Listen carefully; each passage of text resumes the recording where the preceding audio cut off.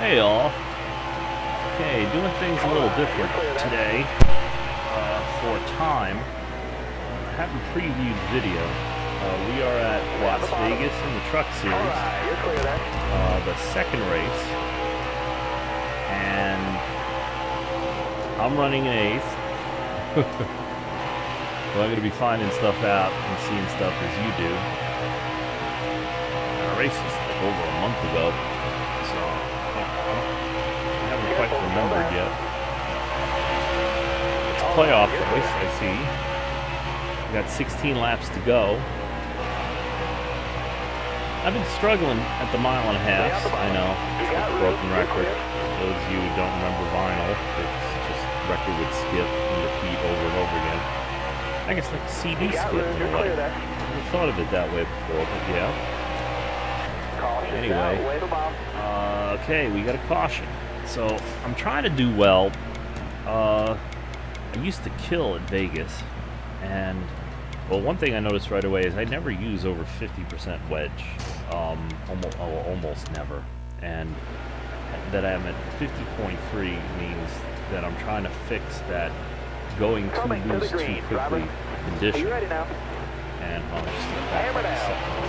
I got 21 guys in the lead lap, so I'm 22.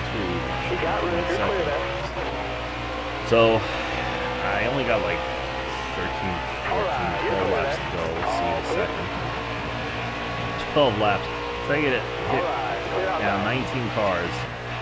Love my gearing. 17. So this is awesome. And this is all my gearing. For the most part, if you have a halfway decent setup, even on a default setup, which are actually not that bad. We were out last night doing default runs again online with my buddy Red, and it's fun. We had a lot of fun, but they're not that slow. You know, they might not last the full run and stuff like that, but you can run faster than that. But anyway, almost any track, like a big track where you got to get up to speed at, speedway or whatever, you should be able to run wide open through at least the first two turns while you're accelerating up to speed, regardless of the gearing. Because I don't know any gearing that'll get you, like up to full speed before you hit turn one. If anybody has that gearing, please DM me, email me, Discord me, whatever, because I'd really like to know how to do that. Because it really helps your restarts, as you see. Now, I'm up against AI here, but I notice online most guys don't adjust their gearing, it seems, or don't work on that. It's just the final drive. And that's okay. That's okay, because the final drive is most important, but I don't know. I guess I'm an old street racer, so I like to have every advantage possible. Get all your ducks in a row, and then it's all on you if you screw it up. Anyway, so I'm getting through this pack rather much better than I thought. But I made some adjustments, and as you see on the right-hand side is on the right side tires. You can see that I'm still getting loose. But there's not very many laps left, and the adjustments I made probably helped a lot. In fact, I'm kind of looking very balanced, which is the thing. I got a very balanced setup, and it is often the fastest offline for 5 to 15 laps, but then it falls off. And I've been working, because it's been more like 5 to 10, so now like 10 to 15, 8 to 15, 8 to 13, somewhere in there. I added about 5 laps of longevity at speed to it, which helps. And it's all about, what I'm doing is I race full-length races. This is a 1-by I have it set for, because I use it as a baseline. And I did this, I checked the other day, we were talking about it on Red's Discord, and I looked, if you go into career mode, if you play career mode, all your laps that you turn in career mode, not the ones you sim, but the ones you actually run, are recorded there along with your stats. I had almost 20,000 laps runs in September. And that's like, to me, ridiculous. But that shows, how many laps I've been running. I know I've at times ran, 3 races a day. I know a couple days when I got into the Cup Series full time, I ran Truck, Xfinity, and Cup in the same day. I did that only a couple times. I realized, got to run Cup separately because they're full laps. What I mean, like 200 laps at Daytona, 500 laps at Bristol. And I ran both. And they're like, whew, yeah, do 500 laps. I don't care how old you are. You'll be sweating by the time you get to lap 350. So I got a good balance, and I took the lead. But now I'm worried about my setup falling off. So I can't complete the pass there. My setup falling off and not being able to win. So I know I'm really good off 2 here, but I got to hold it down into one, so that I can take advantage. See how far back he fell? He was right on my ass. So now I'm heading into, this is where I'm weak. For some reason, from here, from middle off, all the way down the straightaway, I'm like out to lunch. And I just like, nope, you're not taking my spot away from me. It's 3 laps to go. It's well past go time. So I got him better here. And see, I just got to get past him and clear him. I might be able to hold him off, but he is way too strong. And here's my weak spot. Stay low. So I don't have to deal with Chastain coming back on me until we get on the straightaway, where I have a better chance of blocking him. And there I go. So here I am, sandwich between a truck I can't get past and a truck that probably is faster than me for half the lap, but I'm faster the other half. And if I can keep him behind me, I could probably retain second, but I want first.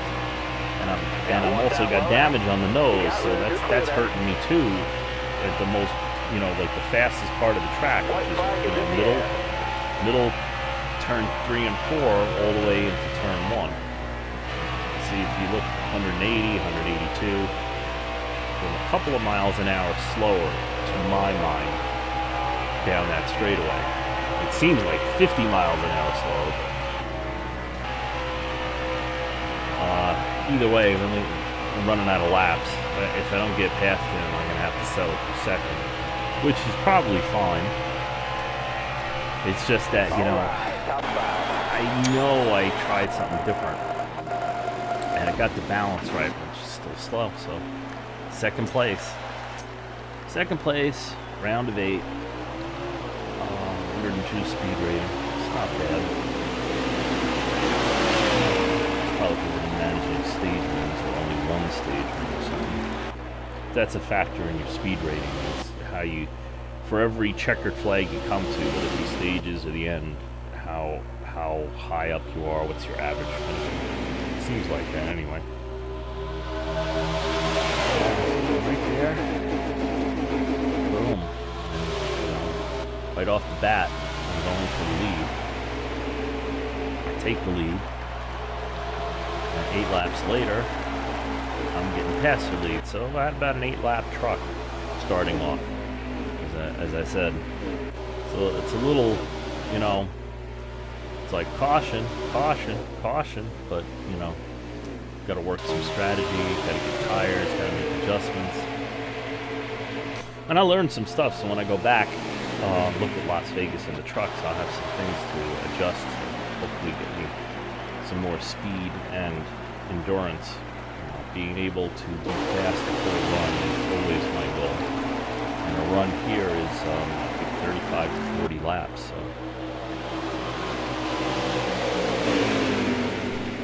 Now, see, my process is once I get a setup that will run, for 40 laps, then I see where I'm at. I mean, is it fast off the bat, or like I have set up at Bristol that's fast, but not 20-25 laps in any of the series, and just upping the tire pressure, which is an easy way to get, short run speed, only works really for a few short runs, a few laps, and then it gets, you know, out of control, loose. So once I get a full run and decent, then I start to work on, okay, am I slow starting out? How many laps until I, you know, until it starts pulling out front? Does it ever pull out front? Am I, you know, did I make it a top 5 car by making the setup lap? You know, there's all kinds of things that can happen, but the goal I always shoot for, ideally, which has been much harder to get to in NASCAR before, is to get a fast setup that can pull out and lead within the first few laps. You know, just go from wherever I'm starting, just, you know, continue forward until I get to the front, and stay at the front until I want to pit or the stage break. You know, the better it is on older tires is also something I look at. And it was interesting for the Chicagoland qualifier, since we're at the Speedway in Xfinity, right? Xfinity and truck tend to have better setups, have more experience, and we were running Xfinity there for the qualifiers, and I noticed that even though I was a couple of tenths, well, probably about 3-4 tenths behind the fastest guys, I noticed that after I spent a lot of time adjusting this, I was working on Chicagoland anyway when all of a sudden it was the track for qualifying. I noticed that I wasn't losing as much. I was actually got it to a point at one run, which I got wrecked by another fellow online racer, because I passed him, which I didn't really want to do, but he was holding me up. I run a little different line, and it's hard to make the full speed around the track.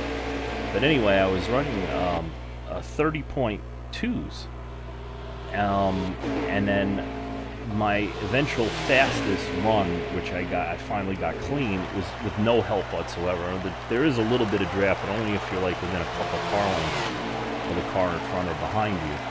And everybody was just like kind of pulled out, and I was running by myself, and I ran 30.4 laps. And I ran 6 laps. The first lap, you know, was like 33 and change for the start, but I didn't have to lift, so I think it was like 33.2. And then I ran 4 laps at 30.4, and then the last lap at 30.5. But I was, you know, I passed people. You know, from like the second or third lap, I was passing people. That was second place. It was the 31.2. Yeah. I had a setup here at Vegas in NASCAR Heat 3 that I could run 30.5s if I really pushed it, but 30.7, I missed that. But anyway, that wasn't as realistic. Not that this is 100% by far, but it's more realistic than Heat 3 is as far as what you deal with. It's kind of a funny thing, you know, we were talking about it a little bit yesterday. It's, see, I advanced with the second place there. I might have gotten a win somewhere. But it's a game, but it's more sim than game to me. Because there's so many things so many details, so many things.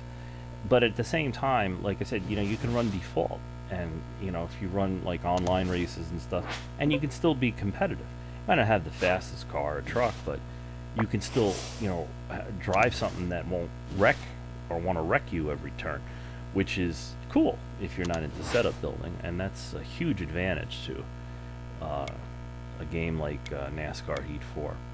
Well, we're getting down to the end here. I got some contract options because I made it to the round of 6. If you do career, you get stuff, and it's weird because I thought that you had to, like, if you're going for a particular team, like a 5-star team, it says you have to finish in the top 10. Well, I'm going to do that anyway in this truck season because I got, like, you know, a bunch of wins, and, you know, I'm going to make it to the championship 4. I don't think without, you know, much issue. But getting to like a 5-star team, for those of you, I'm running my own team, so I don't really care. Oh no, we're on a cup. Oh, cup, they asked me. Oh, I see. Yeah, definitely want a 5-star team. Definitely want to finish good. well, whatever. So thank you for watching, because the video's ending. Subscribe, like, questions, comments, please, anything.